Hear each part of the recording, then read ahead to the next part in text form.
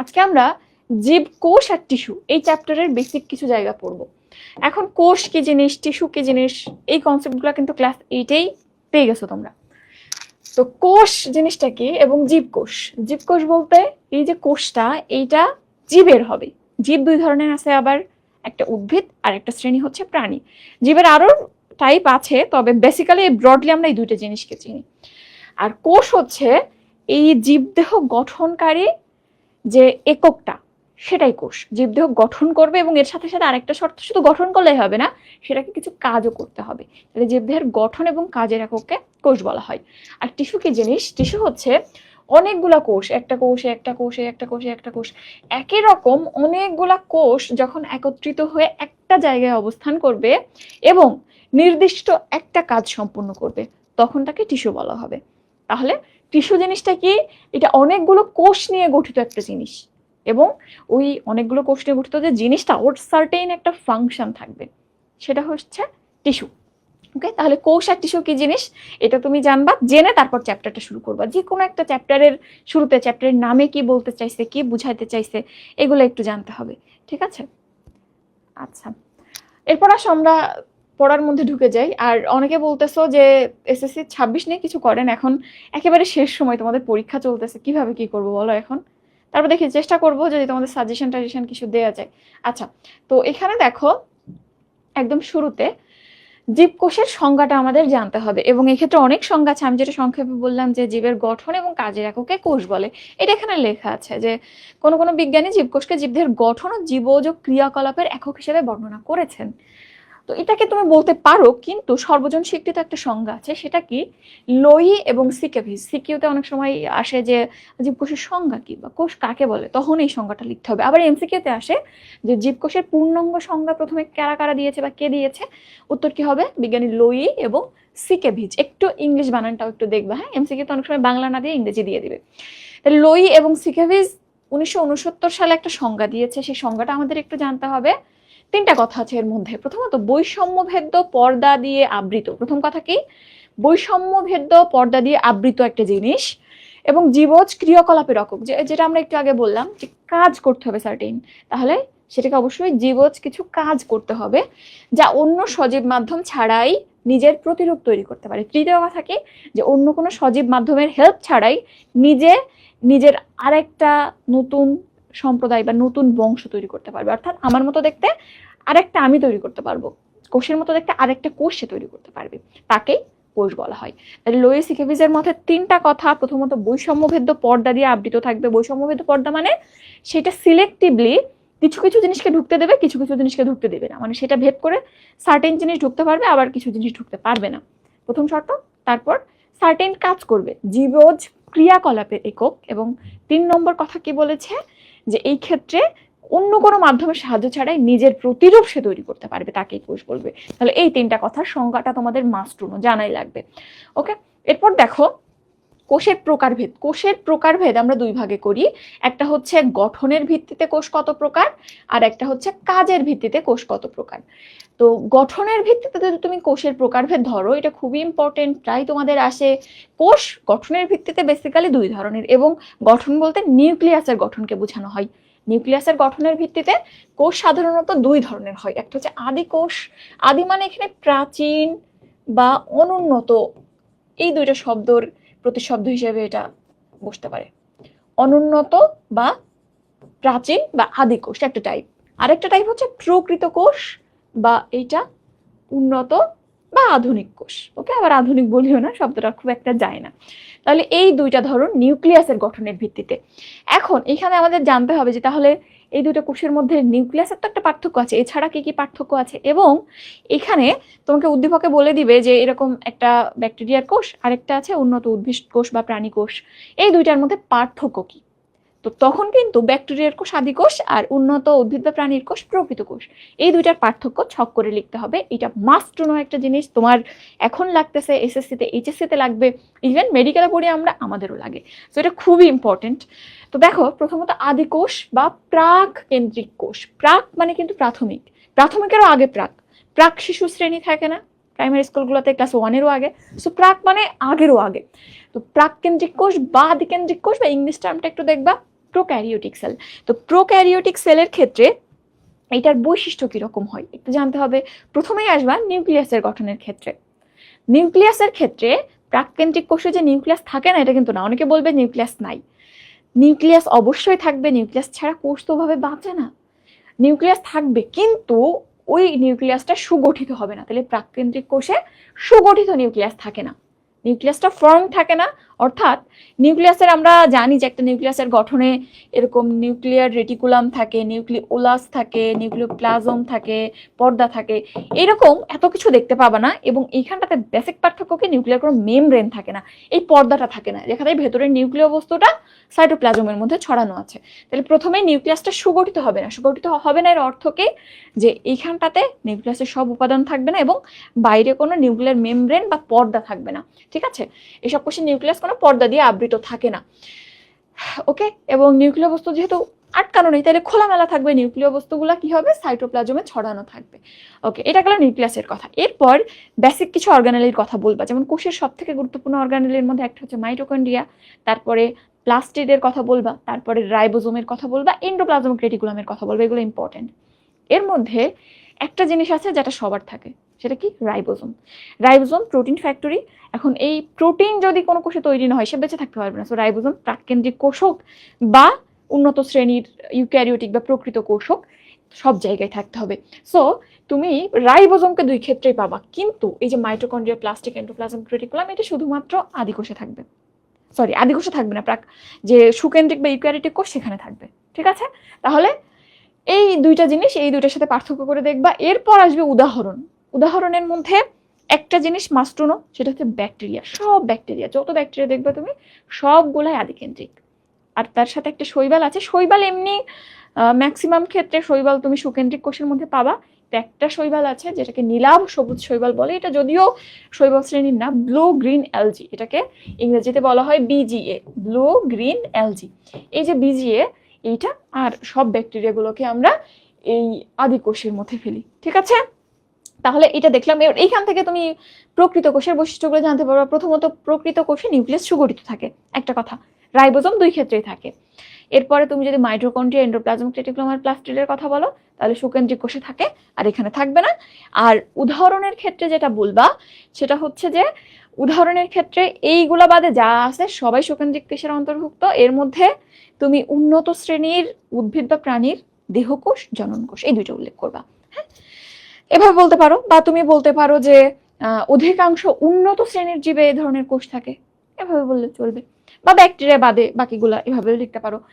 আর এখান থেকে আরেকটা জিনিস একটু দেখবা, আদিকেন্দ্রিক আর প্রকৃত কেন্দ্রিক দুই কোষে কিন্তু নিউক্লিয় বস্তু থাকবে, ডিএনএ থাকবে, কিন্তু পার্থক্য হচ্ছে এই আদিকেন্দ্রিক কোষের যে ডিএনএটা, এটা এরকম সুন্দর ক্রোমাটিন তন্তু, বা আমরা ডিএনএর স্ট্রাকচারে যেটা দেখি যে এখানে নিউক্লিক অ্যাসিড থাকে, তারপর তার বাইরে প্রোটিন থাকে, থোকা থোকা হিস্টোন থাকে, এত কিছু থাকবে না। এখানে শুধুমাত্র ডিএনএ থাকবে। কিন্তু প্রকৃত কেন্দ্রিক কোষে ডিএনএর সাথে প্রোটিন, হিস্টোন সবকিছু মিলে এরকম ফাইবারের মতো তৈরি করে, এটা একটু দেখবা। ঠিক আছে, এটা খুব একটা ইম্পর্টেন্ট না, না লিখলেও চলে। এরপর আসো কাজের ভিত্তিতে আমরা কোষকে কয় ভাগে ভাগ করতে পারি। এতক্ষণ যেটা দেখলাম এটা হচ্ছে গঠনের ভিত্তিতে। কাজের ভিত্তিতে কোষ দুই ধরনের, একটা হচ্ছে সোম্যাটিক সেল বা দেহকোষ, আরেকটা হচ্ছে জনন কোষ বা গ্যামেটিক সেল। তো এটা নিয়ে তো ঝামেলা হইলো যে গ্যামেটিক সেলে ক্রোমোজোম সংখ্যা কত। যারা আছো একটু জানাও তো, জনন কোষ বা গ্যামেটিক সেলে ক্রোমোজোম সংখ্যা কতটি হয়। তো দেখো, দেহকোষ সোম্যাটিক সেল যেটা, এটা কই থাকে, কি বিভাজন ঘটে এবং কি কাজ করে, এই তিনটা বলতে পারলেই হচ্ছে। তো সোম্যাটিক সেল বা দেহকোষ কই থাকবে, জীবের দেহের সমস্ত কোষই সোম্যাটিক সেল বা দেহকোষ, এভাবে তুমি বলতে পারো, গঠনকারী সমস্ত কোষই দেহকোষ।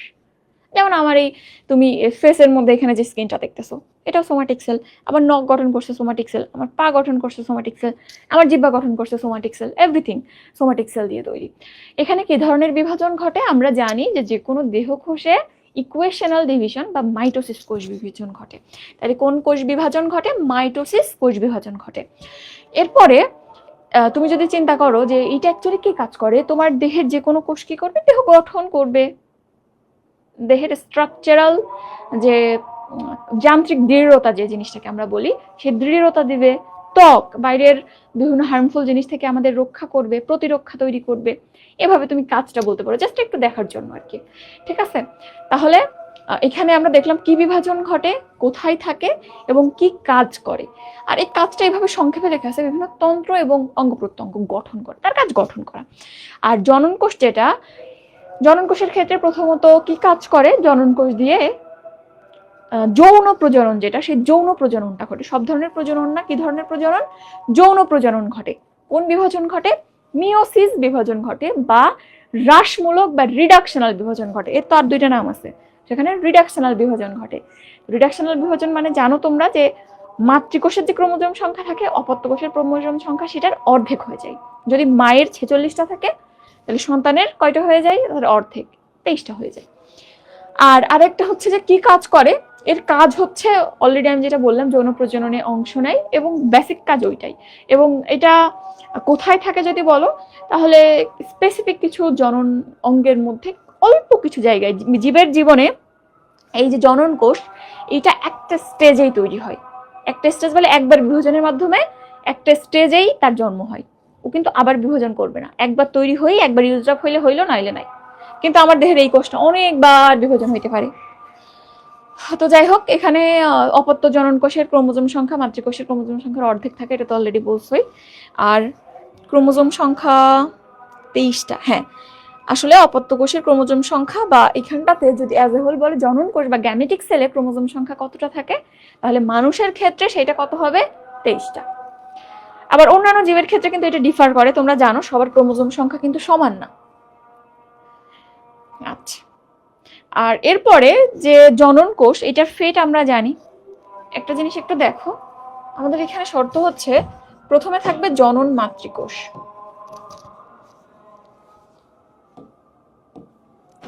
জনন মাতৃকোষ। এই জনন মাতৃকোষ মায়োসিস বিভাজনের মাধ্যমে ভাঙবে, ভেঙে কি তা তৈরি করবে? জনন কোষ তৈরি করবে। এখানে ডিপ্লয়েড ক্রোমোজোম সংখ্যা থাকে, এখানে ক্রোমোজোম সংখ্যা থাকে হ্যাপ্লয়েড, জাস্ট এন। এরপর এই জনন কোষ একদিক থেকে আসবে পুংজনন কোষ, আর একদিক থেকে আসবে স্ত্রী জনন কোষ। এটাও এন, এটাও এন। এই দুইটা মিলে 2n ক্রোমোজোম সংখ্যা বিশিষ্ট জাইগোট তৈরি করবে। হ্যাঁ, এদিকের গ্যামেট মিলে জাইগোট তৈরি করবে, এবং এইটা পরবর্তীতে, এটাই দেহকোষ, পরবর্তীতে ভেঙে জীবের দেহ গঠন করবে। তাহলে এই সিকোয়েন্সটা একটু দেখবা, যে এই পুং ও স্ত্রী জনন কোষ তৈরি হলো, ওই দুইটা মিলে জাইগোট তৈরি হলো, এবং ওইটাই ভ্রূণের প্রথম কোষ। ওইটা বিভাজিত হয়ে হয়ে একটা পূর্ণাঙ্গ জীবের সৃষ্টি হয়। ওকে, এটা একটু দেখলাম আমরা। এরপর আসো উদ্ভিদ এবং প্রাণী কোষের বিভিন্ন অঙ্গাণু এবং তাদের কাজগুলা। এখানে ব্রডলি আমাদের শুরু হইলো এবার একটা কোষের মধ্যে কি কি অঙ্গাণু থাকে, তারা কি কাজ করে, এগুলো জানতে হবে। ছোট ছোট প্রশ্ন আসে, বিশেষ করে মাইটোকন্ড্রিয়া, প্লাস্টিড, এগুলোর কাজ তো হর হামেশা আসে, মাইটোকন্ড্রিয়ার স্ট্রাকচার আসে, তাহলে এগুলো জানতে হবে। তার আগে আমরা একটু দেখি উদ্ভিদ কোষে কি কি জিনিস থাকে, প্রাণী কোষে কি কি জিনিস থাকে। তো ম্যাক্সিমাম জিনিস উদ্ভিদ কোষ এবং প্রাণী কোষের মধ্যে মিল পাবা, কিছু জিনিসে পার্থক্য দেখা যায়। যেমন দেখো ক্লোরোপ্লাস্ট, ক্লোরোপ্লাস্ট কেবলমাত্র উদ্ভিদের ক্ষেত্রে থাকে, কখনোই কোনো প্রাণী কোষে তুমি ক্লোরোপ্লাস্ট পাবে না। তাহলে ক্লোরোপ্লাস্ট এটা শুধুমাত্র উদ্ভিদ কোষের বৈশিষ্ট্য। এরপর দেখো কোষ গহ্বর। কোষ গহ্বরটা, এই যে উদ্ভিদ কোষে বড় একটা কোষ গহ্বর দেখতেছো, এরকম কোষ গহ্বর কখনো প্রাণী কোষে দেখবে না। বলা হয়ে থাকে প্রাণী কোষে সাধারণত কোষ গহ্বর অনুপস্থিত থাকে, তবে যদি থাকে তবে সেটা খুবই ক্ষুদ্র, খুবই ছোট হয়। তাহলে কোষ গহ্বর এটা মূলত উদ্ভিদ কোষের বৈশিষ্ট্য, যদি প্রাণী কোষে পাও সাইজে ছোট হবে। ওকে, এরপর দেখো কোষ প্রাচীর। কোষ প্রাচীর এটা কেবলমাত্র উদ্ভিদ কোষের বৈশিষ্ট্য, কখনোই তুমি কোনো প্রাণী কোষে কোষ প্রাচীর পাবে না। ঠিক আছে, তাহলে এই তিনটা জিনিস ব্রডলি আমরা উদ্ভিদ কোষে পাবো, কিন্তু প্রাণী কোষে পাবো না। এরপর আসো কিছু জিনিস আছে যেটা আমরা প্রাণী কোষে পাবো কিন্তু উদ্ভিদ কোষে পাবো না। যেমন মাইক্রোভিলাস, এটা সাধারণত কোনো উদ্ভিদ কোষে পাওয়া যায় না। মাইক্রোভিলাস এটা উদ্ভিদ কোষে কিন্তু সাধারণত পাওয়া যায় না। মাইক্রোভিলাস মানে, ভিলাই মানে ধরো আঙ্গুল মনে করো, ভিলাই মানে আঙ্গুলের মতো এরকম প্রক্ষেপণ, বা ভিলাই মানে তুমি পাহাড় মনে করতে পারো। তো এই যে পাহাড়ের মতো বা আঙ্গুলের মতো জিনিসগুলো দেখতেছো, এইগুলার নামই মাইক্রোভিলাই। মাইক্রো মানে ছোট, ভিলাই মানে ধরো পর্বত বা আঙ্গুল। তাহলে এরকম ছোট ছোট প্রজেকশন, তো এইটার কাজ কি বা কোথায় থাকে এটা? এটা যেসব জায়গাতে আমাদের বিভিন্ন পদার্থ সিক্রিশনের প্রয়োজন হয় বা অ্যাবজর্পশন শোষণের প্রয়োজন হয় সেখানে থাকে। যেমন আমাদের অন্ত্রের কোষে ভিলাই মাইক্রোভিলাই থাকে। আবার আমাদের শ্বসনতন্ত্রের যে ট্রাকিয়ার মধ্যে কিছু জায়গাতে এরকম মাইক্রোভিলাই থাকে। তো এই যে কাজগুলা এগুলো কিন্তু প্রাণীতে হয়, শোষণ বা এরকম যে সিক্রিশন, অ্যাক্টিভ সিক্রিশন বা অ্যাক্টিভ শোষণ এইগুলো সাধারণত প্রাণী কোষে হয়। সো মাইক্রোভিলাই প্রাণী কোষে মেইনলি দেখা যায়, কিছু ক্ষেত্রে উদ্ভিদ কোষে থাকতে পারে, বাট সেইটা ফাংশনাল না। এগুলো ফাংশনাল হয় প্রাণী কোষে, কাজের জন্য রূপান্তরিত। বাট উদ্ভিদের কাজের জন্য রূপান্তরিত এরকম মাইক্রোভিলাই দেখা যায় না। আর মাইক্রোভিলাই প্লুরাল, মাইক্রোভিলাস সিঙ্গুলার। এরপর দেখো, এটা তো লিখছি, যদি প্রাণী কোষে গহ্বর থাকে তবে সেইটা ছোট হয়। আর এখানে আরেকটা জিনিস একটু দেখো, তুমি যদি উপরের ছবিটা দেখো, এখানে উপরের ছবিটাই কোনো সেন্ট্রোজোম দেখেছো? কোনো সেন্ট্রোজোম নাই, কিন্তু প্রাণী কোষে তুমি সেন্ট্রোজোম পাবা। তাহলে এই সেন্ট্রোজোম এটা প্রাণী কোষের একটা ইউনিক ফিচার। সেন্ট্রোজোম কিন্তু তুমি উদ্ভিদ কোষে পাবা না এইভাবে, ঠিক আছে? তাহলে আমরা এটা দেখে ফেললাম। এরপর আসো আমরা পরের পেজে যাই। আর এখানে গঠনটা একটু দেখবা, এই প্রশ্নটাও এসএসসিতে আসে, এইচএসসিতে আসে, মেডিকেলের মধ্যে বায়োকেমিস্ট্রিতে আসে, ফিজিওলজিতে আসে, অনেক জায়গাতে আসে। তো স্ট্রাকচারটা জানতে হবে, একটা কোষ কিরকম দেখতে হয় ছবি এঁকে ফেলবা। আচ্ছা, এরপর আসো আমরা শুরু করি এইবার ইলেকট্রন মাইক্রোস্কোপে যেসব জিনিসপত্র দেখা যায় সেই জিনিসগুলো নিয়ে আস্তে আস্তে পড়বো আমরা। এখানে আমরা ফাংশনগুলোকে হাইলাইট করেছি, আর বাকি এমসিকিউ টেমসিকিউ যা আসে সেগুলো এভাবে দাগাইছি, একটু খেয়াল করিও। তো প্রথমে দেখো কোষ প্রাচীর, সেল ওয়াল। তো আমরা এটা অলরেডি বলেছি যে কোষ প্রাচীর কেবলমাত্র উদ্ভিদ কোষে থাকে। তো এটা উদ্ভিদ কোষের একটা গুরুত্বপূর্ণ বৈশিষ্ট্য। এটা কিসের বৈশিষ্ট্য? উদ্ভিদ কোষের বৈশিষ্ট্য। এখন দেখো এটা কি ধরনের পদার্থ দিয়ে তৈরি, এটা নিয়ে আমাদের প্রচুর কনফিউশন লাগে যে কোষ পর্দা কি দিয়ে তৈরি, কোষ প্রাচীর কি দিয়ে তৈরি। তো কোষ প্রাচীর যেটা, এটা মনে করবা তোমার বাড়ির বাইরের যে দেয়াল বা প্রাচীর যেটা ইট দিয়ে বানানো থাকে ওইটাই কোষ প্রাচীর। আর তোমার বাড়ির চারপাশ দিয়ে মনে করো তুমি ভেতরের দিকে ওই পাঁচিলের চার সাইড দিয়ে ফুল গাছ লাগাইছো, এটা হচ্ছে কোষ পর্দা, এভাবে মনে রাখবা। তো এখানে কোষ প্রাচীরটা প্রথমত মৃত উপাদান দিয়ে তৈরি, এবং এইখানটাতে একটু পর দেখবা সেলুলোজ থাকে, হেমিসেলুলোজ থাকে, লিগনিন, পেকটিন, সুবেরিন, অনেক কিছু থাকে। তাইলে ব্রডলি যদি বলো কোষ প্রাচীর মৃত উপাদান দিয়ে তৈরি। এবং এখানের যে উপাদানগুলো, এর মধ্যে কি কি উপাদান থাকে সেটা আমাদের জানতে হবে। কি কি থাকে? Cellulose, hemicellulose, lignin, pectin, suberin, নামগুলো জানা লাগবে, ঠিক আছে? আর এটা মৃত বা জড় বস্তু দিয়ে তৈরি। এই যে সেলুলোজ, হেমিসেলুলোজ সবাই মৃত। ওকে, এরপর দেখো আরেকটা জিনিস, ব্যাকটেরিয়া এবং ছত্রাক এদের যে কোষ প্রাচীর তার গঠনে কিছুটা পার্থক্য আছে। ব্যাকটেরিয়াটা গুরুত্বপূর্ণ, কেন গুরুত্বপূর্ণ পরে জানবা। ব্যাকটেরিয়ার কোষ প্রাচীরে শর্করা, প্রোটিন, তারপরে লিপিড সবই থাকে। শর্করার থেকে দেখো পলিস্যাকারাইড আসছে, পলিস্যাকারাইড কিন্তু এটা একটা শর্করা, লিপিড, প্রোটিন সবই আছে। সো ব্যাকটেরিয়ার কোষ প্রাচীর মনে রাখবা 3 ধরনের উপাদান দিয়ে গঠিত। আর ছত্রাকের কোষ প্রাচীর যেটা, এটা কাইটিন দিয়ে তৈরি। কাইটিন দিয়ে তৈরি শরীরের বহিরাবরণ এরকম একটা প্রাণী আছে, সেটাকে আর্থ্রোপোডা যে শ্রেণীটা, আর্থ্রোপোডা পর্ব অ্যাকচুয়ালি, এর মধ্যে আবার তো ভাগ আছে। আর্থ্রোপোডা পর্বের যারা আছে সবার যে বাইরের খোলসটা, তেলাপোকার বাইরের যে শক্ত খোলস, ঘাসফড়িংয়ের বাইরের শক্ত খোলস, এইগুলা সবই কাইটিন দিয়ে তৈরি। তো একটু পর তোমরা দেখবা এই চ্যাপ্টারে না হলে অন্য চ্যাপ্টারে ছত্রাকের কোষ প্রাচীর যে কাইটিন দিয়ে তৈরি, এজন্য ছত্রাককে আমরা উদ্ভিদের মধ্যেও ফেলতে পারি না, প্রাণীর মধ্যেও ফেলতে পারি না। উদ্ভিদ হইলে কোষ প্রাচীরের মধ্যে এই যে লিগনিন, সুবেরিন, সেলুলোজ এগুলো থাকতো, কিন্তু প্রাণীর মতো ওদের আবার কাইটিন দিয়ে তৈরি। সো এই কাইটিন বৈশিষ্ট্যটা প্রাণীর দিকে যায়। আবার একটু পর দেখবা ও উদ্ভিদের মতো মাটি থেকে পুষ্টি উপাদান শোষণ করে, নড়াচড়া করতে পারে না, ওইটা আবার উদ্ভিদের দিকে যায়। সো এই ডিলেমা, এই কারণে ওকে আমরা কোনো গোত্রে ফেলি না। হ্যাঁ, এরকম একটা ডিলেমা আছে। ওকে, আচ্ছা, কেউ কিছু বলতেছো কমেন্টে?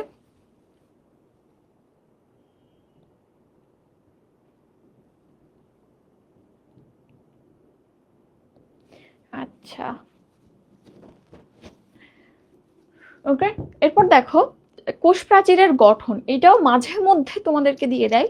তো কোষ প্রাচীরের গঠনটা তুমি যদি দেখো, প্রাথমিক কোষ প্রাচীর থাকে আর সেকেন্ডারি বা গৌণ কোষ প্রাচীর থাকে। 2 ধরনের কোষ প্রাচীর হয়। একদম প্রথমে ধরো এখানে একটা কোষ আছে, একদম ইম্যাচিউর যে কোষগুলো ওদের কিন্তু কোষ প্রাচীর থাকে না। ধরো এই একটা কোষ, এটা নিউক্লিয়াস, এটা কোষ পর্দা, এই কোষ পর্দার চারিদিকে প্রথমে এরকম পাতলা একটা কোষ প্রাচীর তৈরি হয়, এটাকে আমরা বলতেছি প্রাথমিক প্রাচীর। এরপর এই যে কোষ পর্দা, তাই না, এই কোষ পর্দার প্রাথমিক প্রাচীর, এই দুইটার মাঝখানে আস্তে আস্তে বিভিন্ন পদার্থ জমা হইতে হইতে গৌণ প্রাচীর বা সেকেন্ডারি প্রাচীর তৈরি হয়। তাহলে প্রাথমিক প্রাচীর তৈরি হইলো, এরপর আস্তে আস্তে প্রাথমিক প্রাচীরের ভেতরের দিকে বিভিন্ন পদার্থ জমা হয়ে হয়ে এই যে সাইটোপ্লাজম থেকে নিঃসৃত বিভিন্ন পদার্থ জমা হয়ে হয়ে সেকেন্ডারি বা গৌণ প্রাচীর তৈরি হয়। তাহলে বেসিক্যালি কোষ প্রাচীর দুইটা অংশ দিয়ে গঠিত, একটা প্রাথমিক আর একটা গৌণ বা সেকেন্ডারি বা প্রাইমারি আর সেকেন্ডারি এভাবে বলতে পারো, ঠিক আছে। প্রোটোপ্লাজম থেকে নিঃসৃত কয়েক ধরনের রাসায়নিক দ্রব্য জমা হয়ে গৌণ প্রাচীর সৃষ্টি করে। হ্যাঁ, প্রাথমিক কোষ প্রাচীর কিন্তু এক স্তর বিশিষ্ট, বাট সেকেন্ডারি যে প্রাচীরটা ওইটা 3 স্তর বিশিষ্ট হয়। কয়টা স্তর গৌণ প্রাচীর? 3 স্তর, বহিঃস্তর, মধ্যস্তর, অন্তঃস্তর। এখানে দেখো এই যে ডিপ সবুজ এর ভেতরের যে লেয়ারটা দেখতেছো, এই যে সবুজ লেয়ারটা, এইটা গৌণ প্রাচীরের একদম ভেতরের স্তর। এরপর এই যে ইয়েলো ইয়েলো দেখতেছো, এটা মাঝের স্তর, আর এই যে বাইরের সবুজটা বড় মোটা করে, এটা হচ্ছে একেবারে বহিঃস্তর। আর একদম বাইরে পাতলা যে সবুজ স্তরটা, এইটা প্রাথমিক কোষ প্রাচীর ছিল। পরে ভেতরের দিকে পদার্থ জমে জমে এভাবে তৈরি হয়েছে। অনেকের একটা ভ্রান্ত ধারণা আছে যে প্রাথমিক কোষ প্রাচীরের বাইরে হয়তো সেকেন্ডারি প্রাচীর গঠিত হয়, কিন্তু না। কারণ আমরা জানি সেকেন্ডারি প্রাচীর তৈরি হয় প্রোটোপ্লাজম থেকে নিঃসৃত পদার্থ। প্রোটোপ্লাজম তো ভেতরের দিকে, ও নিঃসৃত করলে ভেতরের দিকে করবে, সে তো কোষ প্রাচীর ভেদ করে বাইরে চলে যাবে না। সেই জিনিসটা একটু দেখিও। এরপর হচ্ছে কাজ, এই কাজটা প্রায় আসে। আচ্ছা, কাজের আগে আরেকটা জিনিস দেখো, যে এই যে প্রাচীরগুলা, এর মাঝখানে এই পাশে একটা প্রাচীর, এই পাশে একটা প্রাচীর, এর এখানে একটা ফুটো আছে, এখানে একটা ফুটা আছে, এরকম ফুটা থাকে। এই ফুটাগুলোকে পিট বা ছিদ্র বলা হয় বা কূপ বলা হয়। এবং এটার কাজ কি? এটার কাজ হচ্ছে এই ছিদ্র দিয়ে বাইরের যে এনভায়রনমেন্ট তার সাথে প্লাস পাশের অন্য কোষের সাথে সংযোগ রক্ষা করে। বাড়ি যেরকম একটা গেট থাকে, গেটের মতো, গেট দিয়ে আমরা আশেপাশের অন্যান্য বাড়ি বা আউটার ওয়ার্ল্ডের সাথে যোগাযোগ রক্ষা করি। এরপর কাজটা দেখো, কাজ কি? কোষ প্রাচীরের মেইন কাজ, তোমার বাড়ির পাশে যে প্রাচীরটা আছে তার কাজ কি? প্রথম কথা, বিভিন্ন রকম শত্রু, চোর, ডাকাত এগুলোর হাত থেকে রক্ষা করা এবং দৃঢ়তা প্রদান করা। ওইটা খুবই স্ট্রাকচারটা শক্ত হয়। আর এমনি তুমি নর্মালি চিন্তা করো, কোষ, জীবিত কোষ এমনি নরম হয়, আর কোষ প্রাচীরটা জড় এবং শক্ত উপাদান দিয়ে গঠিত। সো এই যে বাইরের শক্ত একটা লেয়ার ও ভেতরের নাজুক জিনিসটাকে রক্ষা করতেছে, দৃঢ়তা দিচ্ছে। তাহলে এটা দৃঢ়তা প্রদান করে। এবং নরম জিনিস চুইংগামের মতো চাপলে বিভিন্ন রকম শেপ হয়ে যেতে পারে, কিন্তু শক্ত আবরণের জন্য সে কোষের একটা নির্দিষ্ট আকার এবং আকৃতি বজায় রাখতে সাহায্য করছে, দৃঢ়তা দিচ্ছে, আকার আকৃতি বজায় রাখতেছে। এর পাশাপাশি দেখো, ওই যে গেটের কথা বললাম, বাসার গেটের মতো এখানে কূপ থাকে। কূপ ছাড়াও একটা কোষের সাথে একটা কোষের এরকম নালি দিয়ে সংযোগ থাকতে পারে। ব্রিজ দিয়ে যেরকম একটা বাড়ি থেকে অনেক সময় একটা বাড়ি যাওয়ার, যেমন হচ্ছে টুইন টাওয়ার, মাঝখান দিয়ে যেরকম পথ থাকে ওরকম পথ থাকে। এটাকে প্লাজমোডেজমাটা বলা হয় বা আণুবীক্ষণিক নালী বলা হয়। এবং এর মাধ্যমে সে পাশাপাশি বিভিন্ন কোষের সাথে সংযোগ রক্ষা করে। এবং এই যে কোষ প্রাচীর, এইটা ভেদ করে কিন্তু কোষের মধ্যে পানি এবং খনিজ লবণ যাতায়াত করে। তাহলে এটা মূলত একটা প্রোটেকশন দিচ্ছে, কোষের আকার আকৃতি রক্ষা করতেছে, প্লাস চারপাশের বিভিন্ন হার্ম থেকেও রক্ষা করছে, এবং এর সাথে সাথে আশেপাশের পরিবেশের সাথে সংযোগ রক্ষা করছে। পিটের মাধ্যমে সংযোগ রক্ষা করতে পারে, প্লাজমোডেজমাটার মাধ্যমে সংযোগ রক্ষা করতে পারে, আবার ডিরেক্ট এর মাধ্যমে পানি এবং খনিজ লবণ চলাচল করতে পারে।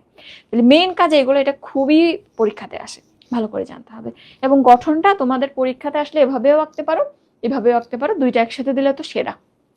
বায়োলজিতে ছবি ছাড়া কখনোই কোনো প্রশ্নের উত্তর লেখা যাবে না, তাহলে কিন্তু ফুল মার্কস পাওয়া যাবে না। এরপর আসো, প্রোটোপ্লাজম কি জিনিস? তোমাদের খুব ঝামেলা লাগে, প্রোটোপ্লাজম কে সাইটোপ্লাজম কি, সাইটোপ্লাজম ভার্সেস প্রোটোপ্লাজম বলতে পারো? আচ্ছা, এই যে ডেফিনেশন, ডেফ লিখছি, ডেফ মানে ডেফিনেশন, যেগুলো এরকম ডেফ লিখে ব্র্যাকেট দেওয়া আছে এগুলো সংজ্ঞার মধ্যে আসে ক নম্বরে। জানতে হবে, কোষের ভেতরে যে অর্ধস্বচ্ছ থকথকে জেলির মতো বস্তু থাকে তাকে প্রোটোপ্লাজম বলে। অর্ধস্বচ্ছ থকথকে জেলি, মানে এটা কিছু মিন করে না, কারণ কোষের মধ্যে যা আছে সবই তো এরকম থকথকে জেলি বা অর্ধস্বচ্ছ পদার্থ। এখন জিনিসটা কি মনে রাখবা, কোষ পর্দা দিয়ে আবৃত, কোষ পর্দা সহ কোষের ভেতরে যা কিছু আছে সবকিছুই প্রোটোপ্লাজম। মানে কোষ প্রাচীরটা বাদ দিয়ে কোষে যা আছে সবকিছুকেই প্রোটোপ্লাজম বলে। ক্লিয়ার? এখানে লেখা আছে, পরে দেখবা। তাইলে সাইটোপ্লাজম জিনিসটা কি? সাইটোপ্লাজম হচ্ছে এই যে তুমি কোষ প্রোটোপ্লাজমটা দেখলে এর মধ্যে কি কি আছে, বাইরে আমরা দেখলাম যে কোষ ঝিল্লি আছে, এছাড়া এর মধ্যে নিউক্লিয়াস আছে, নিউক্লিয়াস ছাড়াও আরো অনেক অঙ্গাণু আছে। তো এই সব কিছুর মধ্যে থেকে তুমি যখন এই নিউক্লিয়াসটাকে বাদ দিবা, প্রোটোপ্লাজম থেকে যখন নিউক্লিয়াসটাকে বাদ দিবা, তখন তোমার কাছে যেটুক থাকবে সেটাকেই আমরা সাইটোপ্লাজম বলবো। তাই প্রোটোপ্লাজম এভরিথিং, সাইটোপ্লাজমকে নিউক্লিয়াস বাদে যত পদার্থ আছে ভেতরে থকথকে জেলি বলো আর অঙ্গাণু বলো, সবকিছু মিলেই তৈরি হয় সাইটোপ্লাজম। এরপর আসো আমরা পরের পেজে যাই। এই দুটার পার্থক্য কিন্তু খুবই বেসিক, এবং আমার মনে আছে আমি যখন এসএসসিতে পড়তাম এরকম অনেক কনসেপ্টই বুঝতাম না। এবং এইগুলোর প্রবলেম কখন হয়, সিকিউ লিখতে প্রবলেম হয় না, প্রবলেম হয় তুমি যখন এমসিকিউ সলভ করতে যাবা। এরপর দেখো কোষ ঝিল্লি বা প্লাজমা লেমা, এটা একটু দেখি। কোষ প্রাচীরের গঠন তো তুমি দেখেছো, ওকে। কোষ ঝিল্লি কি জিনিস? কোষের বাইরের দিকে অন্যান্য কোষ থেকে কোষকে রক্ষা করার জন্য বা একটা বৈষম্যভেদ্য স্তর তৈরির জন্য দ্বিস্তরী যে পর্দা থাকে তাকে তুমি কোষ ঝিল্লি বলবা, এবং এটা সাধারণত জীবিত হয়। তাইলে কি কি বললাম দেখো, প্রোটোপ্লাজমের বাইরের দিকে থাকবে, এটা তো সত্য কথা। প্রোটোপ্লাজম যদিও কোষ ঝিল্লি প্রোটোপ্লাজমের অংশ, প্রোটোপ্লাজমের বাইরের দিকে থাকবে, কয় স্তরী হবে? দ্বিস্তরী হবে। এবং এই পর্দাটা ইলাস্টিক হবে, জীবিত হবে। স্থিতিস্থাপক মানে তুমি চাপ দিলে ডেবে যাবে, আবার ছেড়ে দিলে চলে আসবে, বের হয়ে আসবে। যেমন এরকম চাপ দাও দেখো ডেবে যাচ্ছে, ছেড়ে দিলে বের হয়ে আসছে। স্থিতিস্থাপক পর্দাতে থাকবে, সেটাকেই তুমি কোষ ঝিল্লি বা প্লাজমা লেমা বলছো। বেশি কথা না, প্রোটোপ্লাজমের বাইরের দিকে কয়স্তরী, দ্বিস্তরী, এবং এই পর্দাটা স্থিতিস্থাপক হবে, এই তিনটা কথা। ওকে, তুমি অন্যভাবে বলতে পারো। এরপর দেখো কোষ ঝিল্লিতে যদি কখনো কোনো ভাঁজ থাকে তাকে মাইক্রোফিলাই বলা হয়, যেটা অলরেডি আমরা দেখে ফেলছি, এটা মাইক্রোফিলাই। এরপর দেখো এটা কি দিয়ে তৈরি। তো ম্যাক্সিমাম ক্ষেত্রে এরকম জীবিত কোনো আবরণী, ব্যাকটেরিয়ার যে কোষ প্রাচীর ছিল ওটা জীবিত ছিল, এখানের এটাও জীবিত কোষ প্রাচীরটা। তো কি দিয়ে তৈরি হবে? প্রোটিন দিয়ে তৈরি হবে, লিপিড দিয়ে তৈরি হবে। হ্যাঁ, পলিস্যাকারাইড বা শর্করা, এই যে cellulose, hemicellulose, lignin, pectin, suberin, এটা সবাই ম্যাক্সিমাম গুলাই কার্বোহাইড্রেট। সো কার্বোহাইড্রেট মানে মৃত, আর যেখানে লিপিড প্রোটিন পাবা সেটা জীবিত। ঠিক আছে, তাইলে এখানে কি কি দিয়ে তৈরি হয়? লিপিড এবং প্রোটিন দিয়ে তৈরি হয়। ম্যাক্সিমাম পোর্শনটা লিপিড, এর মধ্যে প্রোটিনগুলো ভাসা ভাসা অবস্থায় থাকে। তোমরা তো গঠন দেখছো কোষ প্রাচীর, তাই না? তো সরি, কোষ ঝিল্লির গঠন দেখছো তো, এরকম দুই দিক থেকে প্রচুর পরিমাণে লিপিড থাকে, এবং এর মাঝখানে দেখা যায় যে প্রোটিনগুলা ভেসে ভেসে থাকে। তাইলে মূল গঠনটাকে তৈরি করে, মূল গঠনটা লিপিডের, এবং এর মধ্যে ভাসমান এরকম প্রোটিন থাকে, কোলেস্টেরল থাকে, এমন কিছু থাকে। ওকে, এরপর তুমি যদি কাজটা একটু দেখো, এর কাজ কি? বৈষম্যভেদ্য পর্দা হিসেবে কাজ করে। বৈষম্যভেদ্য পর্দা মানে তোমাকে বললাম যে কিছু পদার্থ ঢুকতে দেবে, কিছু ঢুকতে দেবে না। তো ঢুকতে দেয় কাকে কাকে? পানি এবং খনিজ লবণ। সব খনিজ লবণকেও ঢুকতে দেয় না যদিও। তাহলে এটা বৈষম্যভেদ্য পর্দা হিসেবে কাজ করে, বিভিন্ন পদার্থের যাতায়াত নিয়ন্ত্রণ করে, দ্যাট ইজ উল্লেখ করে দেবা, পানি এবং খনিজ লবণের যাতায়াত নিয়ন্ত্রণ করে, এবং পাশাপাশি কোষগুলোকে পরস্পর থেকে আলাদা রাখে। বাড়ি যে একটা সীমানা কেন করি আমরা, অন্য বাড়ি থেকে আলাদা করার জন্য, এখানে একই কাজ করে। ঠিক আছে, আর কোষ প্রাচীরের মতো তুমি যদি বলো প্রোটেকশন দেয়, সেটাও বলতে পারো, কোনো সমস্যা নেই। ওকে, এরপর আসো সাইটোপ্লাজমীয় অঙ্গাণুতে যাই। এখন সাইটোপ্লাজমের ডেফিনেশনটা এখানে লেখা হয়েছে, এটা একটু দেখবা। সাইটোপ্লাজমের ডেফিনেশন আমি যেটা বললাম, সাইটোপ্লাজম থেকে প্রোটোপ্লাজম থেকে তুমি যখন নিউক্লিয়াস বা কেন্দ্রিকাটা সরাই দিবা, তখন জেলির মতো যে বস্তু থাকবে সেইটাই সাইটোপ্লাজম। ক্লিয়ার? এই জিনিসটা খুবই ঝামেলা লাগে, প্রোটোপ্লাজম কি সাইটোপ্লাজম কি। তাহলে সাইটোপ্লাজম কি আমরা জেনে ফেললাম। এরপর দেখো সাইটোপ্লাজমে অনেক অঙ্গাণু আছে, তার মধ্যে কোনোটা আছে আবরণী আছে, কোনোটার আবরণী নাই। আবার যাদের আবরণী আছে ওদের আবার একস্তরী আবরণীও থাকে, দ্বিস্তরী আবরণীও থাকে। তো আমাদের এটা জানতে হবে কোথায় একস্তরী আবরণী থাকে, কোথায় দ্বিস্তরী আবরণী থাকে। যেমন দেখো ঝিল্লিহীন কিছু অঙ্গাণু আছে যেখানে আবরণী নাই। উদাহরণ কি কি? তিনটা উদাহরণ তোমাদের বইতে আছে, আলাদা করে লেখা আছে। একটা হচ্ছে রাইবোজোম, রাইবোজোমের কোনো আবরণী নাই। তারপরে সেন্ট্রোজোম, সেন্ট্রোজোমেরও কোনো আবরণী নাই। আরেকটা হচ্ছে সাইটোস্কেলিটন, সাইটোস্কেলিটনেরও কোনো আবরণী নাই। তাহলে আরসিসি, আরসিসি, আরসিসির কোনো আবরণী নাই। এরপর বাকি যারা আছে সবারই আবরণী আছে, তবে কারো দ্বিস্তরী আবরণী, কারো একস্তরী আবরণী। যেমন ইম্পর্টেন্ট যে অর্গানেলিগুলো আছে, যেমন হচ্ছে তুমি চিন্তা করো, আমি তোমাদের একটু দেখাই, এটা আমি দিয়ে দিব পারলে। ইম্পর্টেন্ট যে অর্গানেলিগুলো আছে যেমন ধরো মাইটোকন্ড্রিয়া, ক্লোরোপ্লাস্ট, তারপরে হচ্ছে এন্ডোপ্লাজমিক রেটিকুলাম, এই তিনটার কথা তো বলতেই হয়। মাইটোকন্ড্রিয়া, ক্লোরোপ্লাস্ট, এন্ডোপ্লাজমিক রেটিকুলাম কোষের সব থেকে গুরুত্বপূর্ণ অর্গানেল এগুলোর মধ্যে অন্যতম।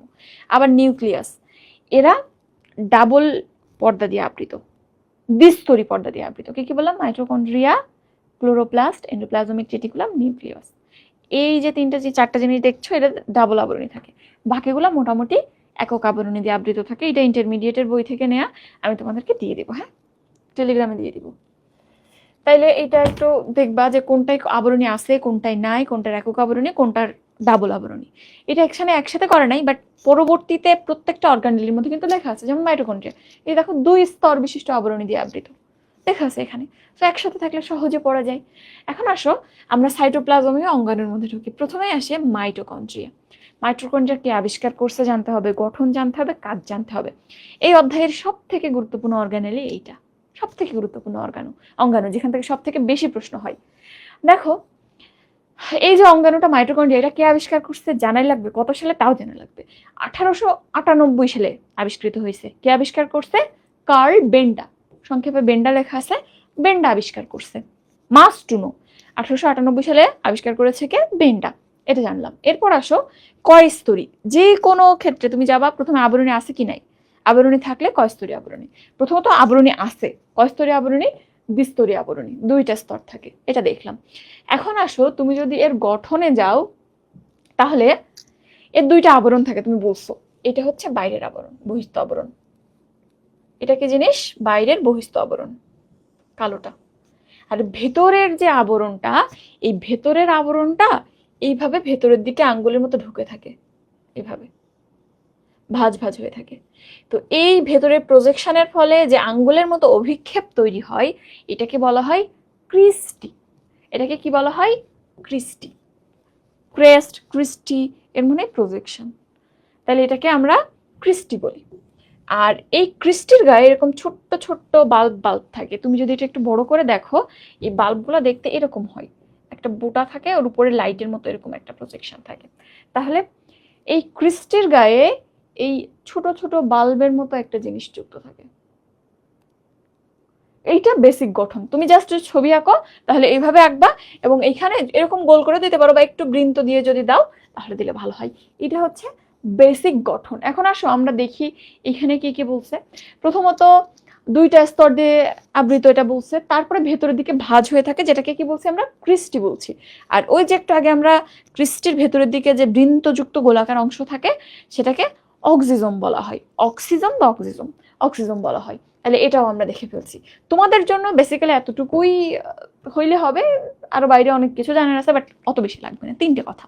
তাহলে 2টা আবরণ, ভেতরেরটা ভেতরের দিকে অভিক্ষেপিত অবস্থায় থাকে, যেটাকে ক্রিস্টি বলে। ক্রিস্টির গায়ে বৃন্তযুক্ত গোলাকার অক্সিজম থাকে, 3টা কথা।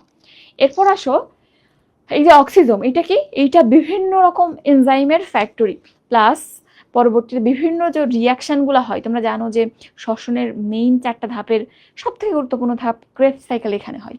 যে ক্রেবস সাইকেলের এনজাইমগুলা এই অক্সিজমের মধ্যে থাকে। সো এটা খুব ইম্পর্টেন্ট, এটা দেখবা।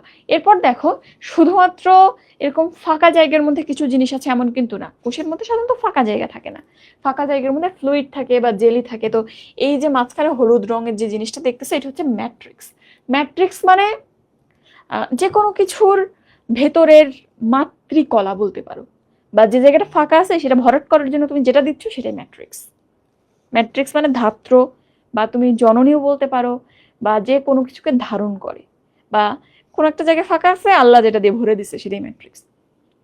তাহলে ওর ভেতরে থাকবে ম্যাট্রিক্স। এখন কাজটা দেখো, কাজকে শ্বসন কাজে সাহায্য করায় মাইটোকন্ড্রিয়ার প্রধান কাজ, এবং শ্বসন কাজে যেহেতু শক্তি তৈরি হয়, এই জন্য এটাকে কি বলি আমরা? মাইটোকন্ড্রিয়াকে পাওয়ার হাউস অফ সেল, কোষের শক্তি উৎপাদন কেন্দ্র বলি। এবং তুমি যদি শ্বসন কাজের ক্ষেত্রে বলো, শ্বসন কাজের সবটার মাইটোকন্ড্রিয়াতে ঘটে না। শ্বসনের 4টা ধাপ থাকে। প্রথমত গ্লাইকোলাইসিস, যেটা সাইটোপ্লাজমে হয়। তারপরে অ্যাসিটাইল কোয়ের সৃষ্টি, এটাও সাইটোপ্লাজমে হয়। এরপর আছে ক্রেবস সাইকেল আর ইলেকট্রন প্রবাহতন্ত্র। এই ক্রেবস সাইকেল যেটা, ক্রেবস সাইকেলটা পুরোপুরি মাইটোকন্ড্রিয়ার মধ্যে হয়, এবং এই ক্রেবস সাইকেলে সব থেকে বেশি শক্তি তৈরি হয়, সব থেকে বেশি এটিপি, প্রায় 24 এটিপি তৈরি হয়। এই জন্য এমনিতে সব ধাপেই শক্তি তৈরি হয়, বাট ম্যাক্সিমাম শক্তি ক্রেবস চক্রে তৈরি হয়, এবং ক্রেবস চক্রটা মাইটোকন্ড্রিয়াতে হয় বলেই মেইনলি মাইটোকন্ড্রিয়াকে আমরা পাওয়ার হাউস বলি। ঠিক আছে, এটা পরবর্তীতে লেখা আছে। আচ্ছা, এরপর দেখো ওখানে লেখা আছে, এরপর আমরা বলেছিলাম যে এই মাইটোকন্ড্রিয়াটা কোথায় থাকবে, কেবলমাত্র আমরা সুকেন্দ্রিক কোষে পাবো। তবে সব সুকেন্দ্রিক কোষে যে মাইটোকন্ড্রিয়া থাকবে তারও গ্যারান্টি নেই। যেমন আরবিসি, আমাদের যে লোহিত রক্তকণিকা, তাতে কি কোনো মাইটোকন্ড্রিয়া থাকে না? আরবিসিতে কিন্তু লোহিত রক্তকণিকার মধ্যে এই মাইটোকন্ড্রিয়া থাকবে না। থাকলে কি হইতো? আমাদের লোহিত রক্তকণিকার কাজ কি? ওর কাজ ফুসফুস থেকে পেরিফেরাল বিভিন্ন অঙ্গে অক্সিজেন ক্যারি করে নিয়ে যাওয়া। এখন মনে করো একটা আরবিসির মধ্যে নিউক্লিয়াস বসে আছে, তো এই যে নিউক্লিয়াস বা হচ্ছে এই মাইটোকন্ড্রিয়া, ও কি করবে? মাইটোকন্ড্রিয়া ওই অক্সিজেনের সাহায্যে সে ক্রেবস সাইকেল চালাবে, চালায় শক্তি তৈরি করে ফেলবে। সে পেরিফেরিতে পৌঁছাতে পৌঁছাইতেই অক্সিজেনটা ইউজড আপ হয়ে যাবে। আমরা জানি শ্বসনে কিন্তু অক্সিজেন লাগবে, তাহলে ইউজড আপ হয়ে গেল, পেরিফেরিতে অক্সিজেন পৌঁছাইতোই না যদি আরবিসিতে মাইটোকন্ড্রিয়া থাকতো, এই জন্য থাকে না। তো এখানে দেখো সব সুকেন্দ্রিক কেশেও যে এই জন্য মাইটোকন্ড্রিয়া থাকবে এটাও গ্যারান্টি দিয়ে বলা যায় না। যেমন আরবিসি একটা বললাম, কি বললাম? একটা আরবিসি। আরো দুইটা এক্সাম্পল আছে, খুব একটা গুরুত্বপূর্ণ যে তা না, একটু দেখো। যেমন ট্রাইকোমোনাস, ট্রাইকোমোনাস এটা একটা প্যাথোজেন। ট্রাইকোমোনাসের শরীরেও, বা ট্রাইকোমোনাস এটা একটা পরজীবী, একটা সিঙ্গেল কোষের, এখানেও তুমি মাইটোকন্ড্রিয়া পাবে না। আবার মোনোসার্কোময়নোডস, মোনোসার্কোমোনয়েডস, এটা আসলে আমি, এটা প্রোটোজোয়া দুইটা, বাট এটা কখনো পড়ি নাই। ট্রাইকোমোনাস খুব পরিচিত একটা প্যাথোজেন, এটা অনেক রোগ করে। মোনোসার্কোমোনয়েডস এটা না জানলেও চলবে, বাট ওইটা যেহেতু পরিচিত ওটা একটু দেখিও। এদের আবার সুকেন্দ্রিক কোষ, কিন্তু মাইটোকন্ড্রিয়া থাকে না। এরপর আসো, মাইটোকন্ড্রিয়া এবং প্লাস্টিড নিয়ে একটা মজার থিওরি আছে, মাইটোকন্ড্রিয়া আর প্লাস্টিড। কি থিওরি? থিওরি হচ্ছে আমাদের যে বিবর্তন বিদ্যা বা বিবর্তন তত্ত্ব, এর একটা কথা হচ্ছে যে সব সময় এরকম চিন্তা করা হয় যে নিচু শ্রেণীর উদ্ভিদ বা প্রাণী বা নিচু শ্রেণীর কোষ থেকে আস্তে আস্তে উঁচু শ্রেণীর কোষ, উঁচু শ্রেণীর উদ্ভিদ বা প্রাণী আবিষ্কৃত হয়েছে বা প্রাণী উদ্ভব হয়েছে। এখন চিন্তা করা হয় যে আদিকোষী যে কোষগুলা, আদিকোষগুলো আস্তে আস্তে রূপান্তরিত হয়ে প্রকৃত কোষে পরিণত হয়েছে। এখন তাইলে তো গঠনে একটা মিল থাকার কথা ছিল, অর্থাৎ যদি আদিকোষ থেকে প্রকৃত কোষ আসে, প্রকৃত কোষে যে মাইটোকন্ড্রিয়া, এইটা আদিকোষে ছিল না কেন, কোথা থেকে আসলো? এরকম একটা ধারণা করা হয় বা চিন্তা করা হয়। এখন এর একটা থিওরি ওরা দিয়েছে, সেটা হইতেছে এন্ডোসিম্বায়োসিস নামে একটা তত্ত্ব আছে। এই তত্ত্বটা কিরকম? এন্ডো মানে ভেতরে, সিম্বায়োসিস মানে একসাথে মিলেমিশে থাকা। এই তত্ত্বটা এরকম যে ধারণা করা হয় আদিকোষী একটা ব্যাকটেরিয়া ধরো ছিল, বা আদিকোষী একটা জীব এখানে ছিল, এই কোষের মধ্যে একটা ব্যাকটেরিয়া ঢুকলো, এটা একটা ব্যাকটেরিয়া ধরো, এই একটা ব্যাকটেরিয়া। এই ব্যাকটেরিয়াগুলো পরবর্তীতে দীর্ঘ সময় আদিকোষের মধ্যে বসবাস করতেছে। এখন কোষের আস্তে আস্তে আস্তে আস্তে বিবর্তনের মাধ্যমে উন্নত দিকে যাচ্ছে, যত উন্নত দিকে যাচ্ছে এই ব্যাকটেরিয়াগুলো আস্তে আস্তে রূপান্তরিত হয়ে হয়ে মাইটোকন্ড্রিয়ায় পরিণত হচ্ছে। এবং আরেকটা জিনিস হচ্ছে প্লাস্টিড, এই ব্যাকটেরিয়াগুলো পরবর্তীতে রূপান্তরিত হয়ে প্লাস্টিডেও পরিণত হচ্ছে। এটাকেই এন্ডোসিম্বায়োসিস বলা হয়। এবং এই মাইটোকন্ড্রিয়া এবং প্লাস্টিডকে এই কারণে এন্ডোসিম্বায়ন্ট বলা হয়। এই কথাটা এখানে লেখা আছে, দেখো এখানে কি লেখা আছে, এমন হতে পারে যে বিবর্তনীয় ইতিহাসের কোনো এক সময় সুকেন্দ্রিক কোষের ভেতরে মাইটোকন্ড্রিয়া ঢুকে পড়েছিল এবং তারপর সেটি কোষের স্থায়ী বাসিন্দা হয়ে গেছে। এখন পর্যন্ত পাওয়া তথ্যপাত্র এই ব্যাখ্যাটি অনুমান করে। তাহলে কি ব্যাখ্যা সেটা তোমাকে বলে নাই, বাট এটা এন্ডোসিম্বায়োসিসেরই একটা ধারণা। কি বললাম? আদিকোষে ধারণা করা হয় একটা ব্যাকটেরিয়া ঢুকছিল, আস্তে আস্তে আদিকোষের স্থায়ী বাসিন্দা হয়ে গেল এবং ওটাই রূপান্তরিত হয়ে মাইটোকন্ড্রিয়া তৈরি করলো, প্লাস্টিড তৈরি করলো, এবং এই দুইটাকে এই জন্য এন্ডোসিম্বায়ন্ট বলা হয়। ঠিক আছে? যদিও আসলে বিবর্তনবাদ মুসলমান হিসেবে বিশ্বাস করা কতখানি যুক্তিযুক্ত আমি জানি না। এরপর আসো প্লাস্টিড। প্লাস্টিড এটাও খুবই ইম্পর্টেন্ট একটা অর্গানেলি। তো প্লাস্টিড যদি প্রথমেই বলো, এটা কেবলমাত্র উদ্ভিদ কোষে থাকে এবং আরেকটা বৈশিষ্ট্য আছে, এইটা কোষের সব থেকে বড় অঙ্গাণু। সব থেকে বড় অঙ্গাণুকে যদি তোমাকে জিজ্ঞেস করে কি বলবা? প্লাস্টিড। এখন এর কাজ এখানে লেখা আছে, তো কাজটা আমরা টাইপ অনুযায়ী পড়বো। প্লাস্টিডকে তুমি প্রাইমারিলি 3 ভাগে ভাগ করতে পারবা, একটা হচ্ছে ক্লোরোপ্লাস্ট, একটা ক্রোমোপ্লাস্ট, একটা leucoplast. Chloro means green, chromo means colour, chrome মানে কিন্তু কালার সব জায়গাতে। গুগল ক্রোম, দেখো ক্রোমের মধ্যে কত রকম রং। So chrome means colour. Leuco means leuco, অ্যালবু, এই শব্দগুলোর অর্থ হচ্ছে হোয়াইট। সো এই শব্দগুলোর মধ্যেই আছে যে এই 3টা প্লাস্টিড কেন নামকরণ করা হলো, কিরকম দেখতে হবে। ক্লোরোপ্লাস্ট সবুজ বর্ণের যত প্লাস্টিড আছে সবার নাম ক্লোরোপ্লাস্ট। ক্রোমোপ্লাস্ট, সবুজ এবং সাদার বাইরে যত প্রকার ক্লোরোপ্লাস্ট আছে সবাই ক্রোমোপ্লাস্ট।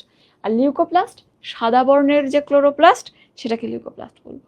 ঠিক আছে, এখন আমরা আসলে একটু দেখি।